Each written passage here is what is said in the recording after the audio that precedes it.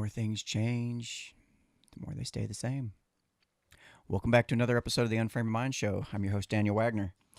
So I was looking at this article by a gentleman named John Herman Randall Jr., titled On the Importance of Being Unprincipled.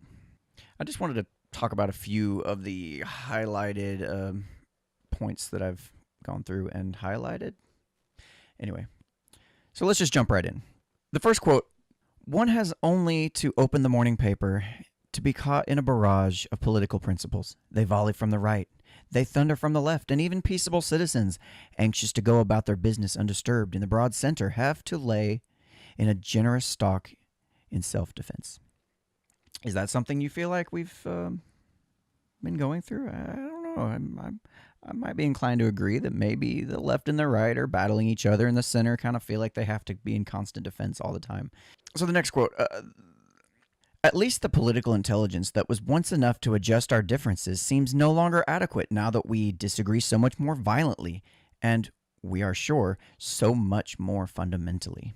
Oh, did I mention this article was written back in 1938? That's interesting. 1938.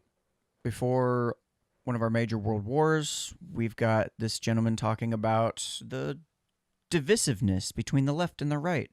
The sides, both of them, are feeling like they're completely right and they're principled and we know what's right and you guys are wrong and you're the enemy. So Mr. Randall goes on to say, most of the world's political difficulties today focus in men's preference for laying down principles and fighting over them rather than engaging in the give and take of discussion and eventual compromise. Does that sound familiar? I don't know. I haven't seen any of that today. I haven't seen any of that. I think things have gotten better since 1938. What do you think? Think it's gotten better? All right, so the article just in general kind of goes over the idea of being unprincipled as a means of being able to survive in the political atmosphere. That the people that are truly principled, they have no place in politics, which is kind of interesting because as you look in the world of politics, everywhere you look, nobody really says, okay, we're going to follow principles first, and then we'll focus on, pleasing our voters or making money or whatever. So he says, only two kinds of men can really afford the luxury of acting always on principle. Those who never act at all, who live in a sort of social vacuum, who never try to get other men to do anything, and those who have so much power they don't have to regard the wishes or habits of other men, but can just give commands. It sounds a little bit like modern-day Putin to me, or Kim Jong-il, whichever one you are. I always get them confused. Who gives a shit? So I really like this one in terms of the constant divide we see between people all the time, and it's like we have a magnifying glass pointing on them. So here's the problem. He goes on and says, there are no two men who understand a given situation in precisely the same terms, for there are no two men whose previous experience has been precisely the same. That makes a lot of sense. So to think that we can somehow have our principles and assume that everybody's going to come to the same conclusion, everybody's going to come to the same method for solving the problem, again, that's not going to happen in politics. You kind of have to cooperate. You have to compromise. You can't just go in with my principles is this and that's how it's going to be. And as much as it would be nice to have the world operate that way, that's just not the case. So as I read this next quote, I need you to keep in mind that this is written back in 1938, okay?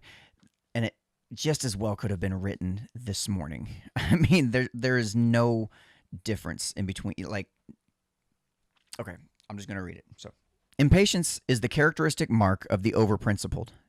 They cannot wait to persuade or educate or learn. They have to get other people to act. They have to force them to act. Any means and any method will be justified by your principle. That is where single-minded devotion to political principle always ends up. Such a man will naturally hate the very thought of compromise. He will much prefer to shoot or even to get shot. So this is very reminiscent of political groups like Antifa that are going out and they're so principled and so sure that they are right. and so unwilling to compromise that they're willing to commit violent acts. Now, this one here is probably the only line in the entire article that I read that doesn't fit today because it's haunting. Let me read it here. So, in America, we have not reached such a desperate state as yet. We do not take up arms after an election because our side has lost or won. Well, I'm sure that Mr. Randall is rolling over in his grave right now because guess what? Now we do.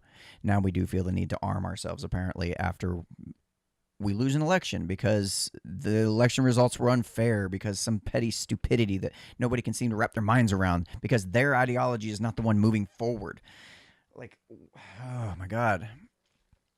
It's really frustrating to see how far we've come, and that this is where we've ended up, and I just don't see it getting any better anytime soon, though I really wish it would. I wish people would pull their heads out of their asses long enough to be able to see, hey, maybe things aren't quite as bad as they seem to be. Maybe there's a reason we're all divided right now, that there's a reason that we don't need to be divided right now. If we could just learn how to compromise and learn how to not rest on our principles so much, at least in the realm of politics.